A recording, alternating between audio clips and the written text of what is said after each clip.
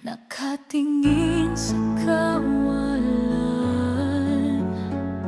nagtatanong kung tama ba ang magtiis ng dahil sa pag-ibig. Tama pa bang ipaglalaban ka?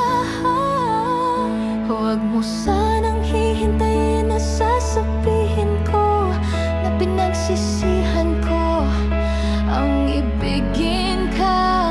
Huwag mo sanang hahayaang mapapagod ang puso ko na unawain ka.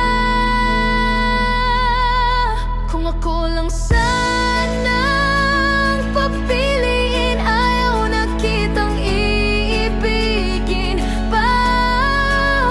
Kung ako lang sanang